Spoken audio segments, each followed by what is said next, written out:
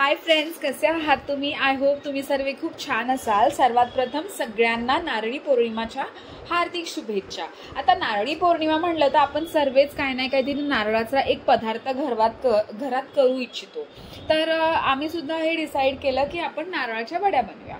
आता त्याची आपण रेसिपी पाहूया। इथे सर्वात प्रथम आपल्याला तव्यामध्ये तूप घ्यायचं आहे आणि त्याच्यामध्ये आपल्याला खोबरं जे आहे किसलेलं ते आपल्याला छान असं परतवून घ्यायचं आहे। आता खोबरं आपल्याला हे जी रेसिपी आहे ना ही कमी फ्लेमवरती, एकदम कमी फ्लेमवरती करायची, कारण की जर आपण फास्ट फ्लेमवर केलं तर खोबरं पूर्ण करपून जाणार। त्यामुळे आपल्याला हे हळूहळू कमी फ्लेमवरती खोबरं परतवून घ्यायचं। आता नारळी पौर्णिमा म्हणलं तर हा सर्वात इम्पॉर्टंट फेस्टिवल आहे सगळ्या कोळी बांधवांचा आपल्या। आणि त्या दिवशी ते लोक साकडं घालतात समुद्र देवाला की बाबा आमच्या होड्या ज्या जातील पाण्यामध्ये त्या एकदम छान परत येऊ दे आणि पावसाचा त्यांना काहीच त्रास होऊ नको देऊ, प्लस तुम्ही हे समुद्र देवा आम्हाला छान मासोळी भेटू दे। आता आपण आपल्या रेसिपीकडे पुन्हा वळूया।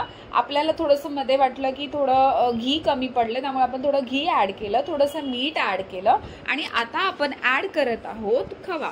आता खवा का ऍड करायचा का, तर आपण हे नारळाची वडी म्हणजे नारळाची बर्फी बनवतोय बेसिकली। तर बर्फी म्हणलं तर आपण डेफिनेटली थोडंसं काहीतरी त्याच्यामध्ये बर्फी म्हणलं तर खवा आलाच बेसिकली। तर मग आपण त्याच्यासाठी आपण त्याच्यामध्ये खवा घालतोय। खवा घातल्यानंतर तो खवा छान असा परतून घ्यायचा। याच्यामध्ये खवा कडक असतो आणि आपण तो फ्रीजमध्ये ठेवतो, तो कडक असतो, पण आपण असं जसं त्याला हे करू ना, जेवढं हलवत जाऊ तेवढा तो त्याच्यामध्ये पूर्ण मिक्स होऊन जातो आणि वितळतो बेसिकली। आता आपल्याला घालायचं जायफळ आणि वेलचीची पूड आणि हे छान मिश्रण हलवून घ्यायचं आहे। आणि त्याच्यानंतर आपल्याला घालायची आहे साखर। आता साखर आपल्याला आपल्या अंदाजाने घालायची आहे। साधारणतः मी तुम्हाला सांगेन मोठे 2 चमचे तुम्ही साखर घाला, हे छोटे चमचे होते म्हणून जरा जास्त वाटतं। आणि चिकटपणा सुद्धा आला पाहिजेत आपलं जी वडी बनवते त्याला। तर हे छानपैकी असं परतवून घ्यायचं आणि परतून घेतल्यानंतर ह्याची जी साखर जी आहे ना ती थोडी काय वितळली पाहिजे। ती वितळल्यानंतर मग त्याला प्रॉपर चिकटपणा येणार आणि मग आपल्या वड्या आपल्याला छानपैकी अशा कट करता येणार। आता आमची अशी गंमत झाली होती हे करताना, आम्ही डिसाईड केलं वड्या करायच्या, पण आम्ही काहीतरी वेगळंच बनवलं। तर वड्या करायच्या होत्या म्हणून आम्ही मस्त ताटाला हे करून घेतलं, ग्रीस करून घेतलं घीने आणि नंतर हे जे मिश्रण आहे ते ताटामध्ये घातलं। इथे सगळा ट्विस्ट आला। आम्ही मिश्रण जेव्हा ताटामध्ये घातलं तेव्हाच आम्ही त्या वड्या कट करून घ्यायला हव्या होत्या। आम्ही कट न करता ते मिश्रण फक्त पसरवून फॅन खाली ठेवलं, त्यामुळे ते मिश्रण एवढं कडक झालं आणि ते एकदम कुरकुरीत झालं। साखर होती तर साखर रूम टेम्परेचरला आल्यानंतर ती कडक व्हायला लागली परत। मग आता काय करायचं, तर माझी मम्मी म्हणली आता एक काम कर, तू त्याचं काहीतरी वेगळं बनव, ते करंजा बनवतो ना आपण तसं।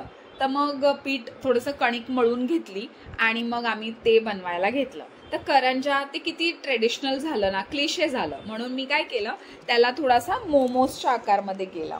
तर बेसिकली आम्ही नारळी पौर्णिमेला गोड मोमोज बनवले, नारळाचे गोड मोमोज बनवले। तर हे बघा, हे आपले मोमोज, आपण मोमोजला कसा शेप देतोय ते म्हणजे शेप देतोय बेसिकली त्याला, आणि किती सुंदर शेप आलेला, एकदम छान। माझा मुलगा तर मला म्हणतो मम्मा किती सुंदर वाटतंय हे।